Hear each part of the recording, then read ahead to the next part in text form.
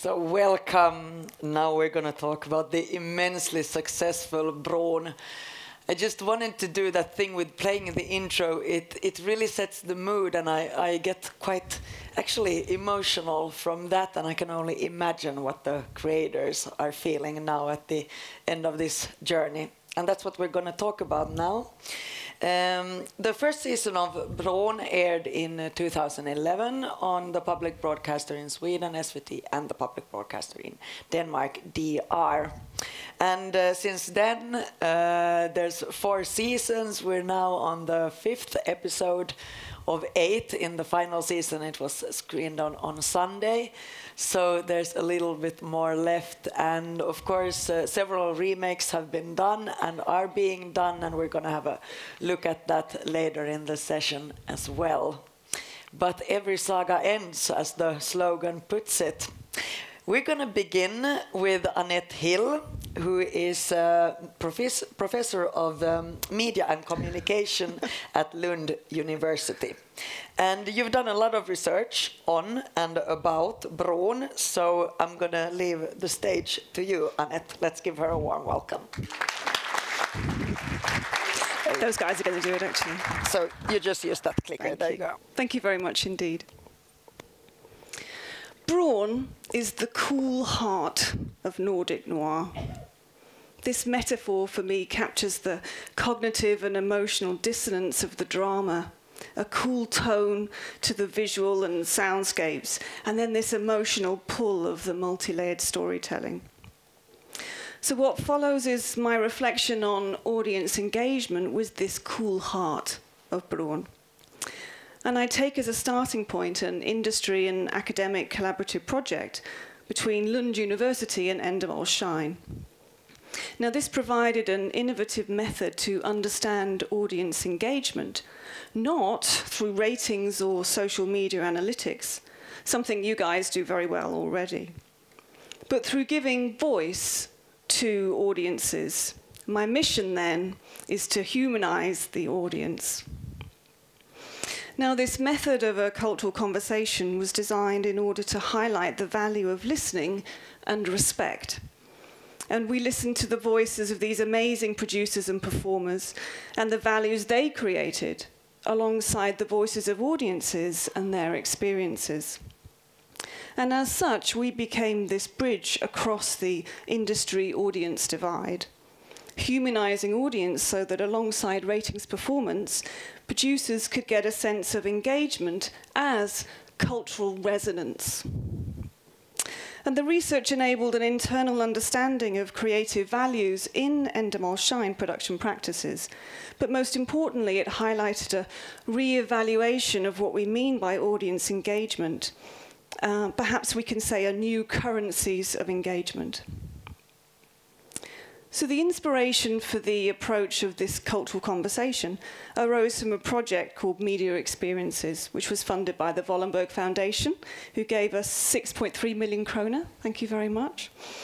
And we conducted production and audience research on a range of drama and entertainment, including Bron, The Bridge, also an amazing drama you may have seen called Utopia. We also looked at reality entertainment shows such as MasterChef or Got to Dance. And we did it over a 3-year period in lots of different countries, primarily Sweden, Denmark, and the UK, but also we went to Japan, Colombia, Mexico, America, Canada, various different places following the formats. And in this project, we asked a simple question: how do creative producers craft content for audiences, and how do audiences actually engage with this content? And we used a very sort of flexible, qualitative approach to explore this. I had an incredible team working with me, and they really helped me a lot with the project overall. We used what we call a multi-method and multi-site research, where we followed these television series and created each one as a fit-for-purpose study. And we used a range of different methods, from interviews and focus groups to participant observations, social media analytics, analysis of scheduling and ratings. And in total for the project over the 3 years, we did more than 500 interviews from the production end. We looked at performers through to audiences and fans. And on top of that, we did observations at live reality entertainment shows with more than 6,000 people at the Earl's Court venue, for example. Now, alongside these quite traditional methods, and watching Bron live in homes, which was one of our sort of key things we did, we also looked at what we call unusual encounters.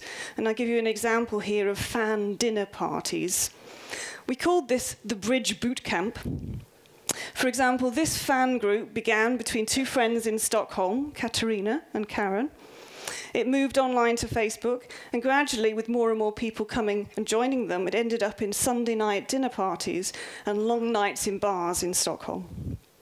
The group are passionate about Bron. Katarina explained, it's a feeling of belonging. Suddenly you're at home in the story, she says. So whether in online spaces, apartments or bars, these meetings have one common purpose, the thrill of solving the murder case. And Katarina believed that superfans like her loved the series because it was an escape from every day. And she says, we're joking about it, but it's a legal drug. You want to understand before it happens. You want to be one step ahead. And she's aware that her pleasure in the drama says as much about her identity as anything else. She says, I don't think we're really talking about Bron. I think we're talking about ourselves, but we do it through fiction. Now, this group dreamed of going to a Bridge boot camp for 10 weeks to devote themselves to solving the mystery. Now, the value of this kind of innovative method for Endemol Shine was explained by Douglas Wood, who's an amazing guy, and he's director of the Audience Research and Insight group there. And he talked about it as a unique opportunity to understand what we do internally and how that relates to our audiences, and to think about the future of those audiences and where they might be in 5 or 10 years' time. And I want to include this lovely quote by Patrick Austin, the editor of Bron, who talked about us being a very important person in the industry who has this contact between the producer and the audience. And here he talks about how the research shows what goes beyond Bron. What is it that, in storytelling that moves us? Now let me give you some highlights from the research on engagement. First, we found something I want to call a social media blackout. A generation of viewers at university or starting work and raising a family, they tend to stream content in order to watch television when and how they want it. But Bron Season 3 inspired a retro television viewing, watching live as a social ritual for Bron Sundays. The speed with which streaming television has dominated the market in Sweden and Denmark has an impact on this anti-streaming trend. And in the following conversation, some Swedish students are discussing the social value of public service drama like Bron.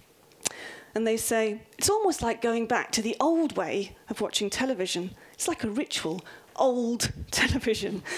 With other shows, you barely know where they're on, but with Bron, you do. I agree that it feels like when you were young. If you watch Netflix, you plough through all the episodes. The pressure of, I've seen it all now. Bron is the only show we watch together on TV at 9 o'clock.